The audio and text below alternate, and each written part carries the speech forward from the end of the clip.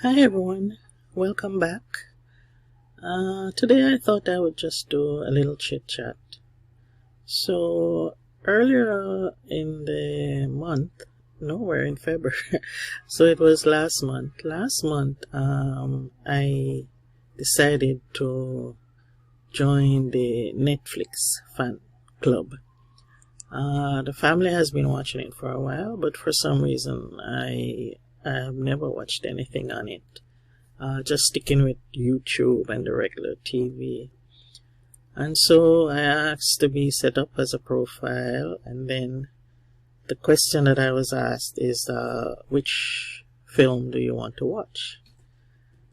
And right as a suggestion was the film A Fall from Grace, which was Tyler Perry's latest film. And so I said, okay, let me watch A Fall from Grace. And I did. I thought I would be, watching no more than 15, 20 minutes, half an hour at most. And I couldn't believe I watched it straight through to the end. And the film is very, very good. This is not going to be a review about the film. So there will be no spoilers or reviews on the film itself. All I can tell you is to go and watch it for your own self. But there was some interesting things, what I call takeaways, that I got from this particular film. And so today I did a little note file of the takeaways from this film that I thought I would share with you. And this would be, of course, from a writer's perspective, or I should really say an aspiring writer's perspective. So let me walk you through some of the takeaways. Here we go. I have 7 items. So number 1, he is his own writer, producer, director. Now that is awesome. Awesome and inspiring for a writer. He does it all. He's doing everything on his own. He's writing, he's producing, and he's directing. So for those of us out there who are like myself, want to venture into self-publishing, and you'll hear people tell you, no, don't go it alone, you can't do this or you can't do that. This is inspiring to see that you can actually be your own writer, producer, and director of your own work. And so that was the number 1 takeaway, the biggie, I call that I took from the watching of that show. Number 2, his vision and his focus. He apparently has had his vision for his life as a scriptwriter, and he has gone ahead and pursued his vision. He has focused on it. He has done well for himself in this regard with a lot of his films and shows. And so the importance of having a vision and a focus as a writer. Your vision is to produce your own book, novel, whatever it is in whatever genre. And to be able to focus on just doing that by yourself, that is so motivational and inspiring. Number 3, his work ethic. He writes apparently in different places. He said he has no designated writer's room. I went to his Instagram page. Let me see if I can pull that up. Here's his Instagram page. This is his public page, so I hope it's okay for me to be showing it here. He says work ethic, and he wrote it in caps, and he said, come on, let's go get 2020. And 2020, I want to be fired up, and want to have the right work ethic towards finishing up my book. And he has it all here. here he is showing all of the scripts that he has done. So look at that from a newbie who's trying to get out one book. When you look and see how you can actually reach to this point where you have several different scripts on a So I don't know desk. if you know this, but all shows on television have a writer's room.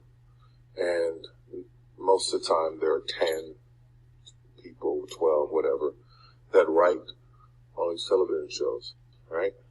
Well, I have no writer's room. Nobody writes any of my work. I write it all. Why am I telling you this? I wrote all of these scripts by myself in 2019.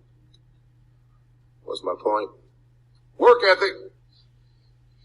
Okay, so work ethic is his point. He said he wrote all of those in 2019 by himself. Can you imagine? There's another page where he's pictured on, I think he's seated with his laptop near a fireplace in his room, and this is his writing room. And on some interviews he has said that he writes in different places.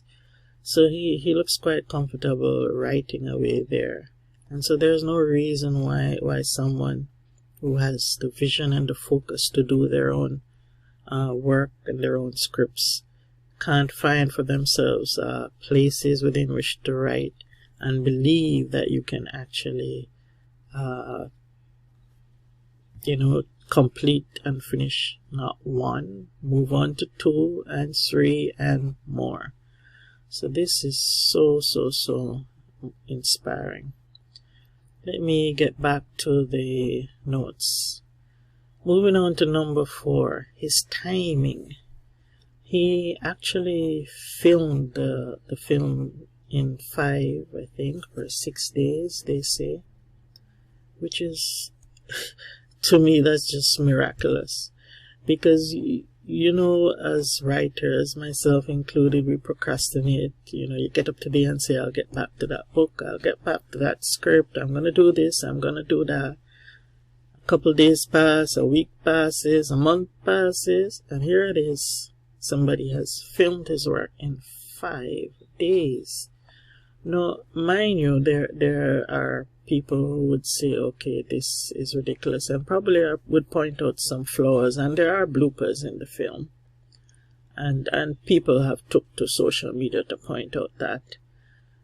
The bloopers, the way I look at it is I follow the 80-20 rule, We're all not 100% perfect.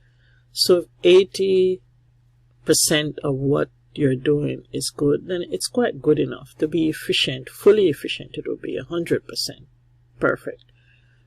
But if somebody who consistently does an 80-20 perfection rate, then that's good enough for me, and even for those of us who have not even started or gotten off the block. Number 5, he knows his characters and his audience. Right? He repeatedly says that he knows his audience. He knows who he's writing for, and he's able to write the script accordingly. And in writing his plots and so on, he can build these different characters, and he knows all of them, and he's so focused on what they are, what they do. And interestingly enough, most of them are female characters. This particular film had a strong female cast, but he knows what he's doing, and he believes in his work. And number 6, of course, is that we can't escape, is how he handles the reviews of his work. There are critics, and we'll all have what they call what the millennials say nowadays, the word is escaping me, haters. We all have haters, and we have critics and persons who would reject what we're doing. But we are the ones that have to have the belief that this is good. We need to know our readers, just like how he knew in number 5 his audience. We need to know our readers, what they're doing, what they expect, and be able to handle if this is not good enough, and so on for them. And number 7 is his faith. His faith that the quality of your work and what you're working on will be acceptable and eventually be acceptable. And he went out on a limb and decided to try streaming entertainment instead. He didn't go to the big screen with this film. He went to Netflix. Here's a little still of what it is like on Netflix. He went to Netflix, and his last report on his Instagram public page says it was really a thank you to all of his viewers rather, who went on, 26 million viewers who went on to watch this film on Netflix, And here it is, A Fall from Grace.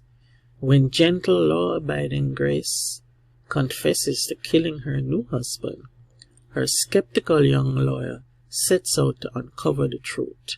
A film by Tyler Perry.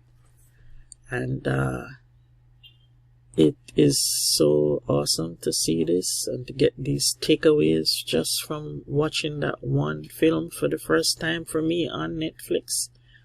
As a writer, to know what I now need to do and the areas to improve upon. And so I hope that in watching this video you would have gotten some takeaways yourself. Let me know. And if you haven't seen the film, go and watch it for yourself. And as always, I'll see you in the next video and the comments. Bye.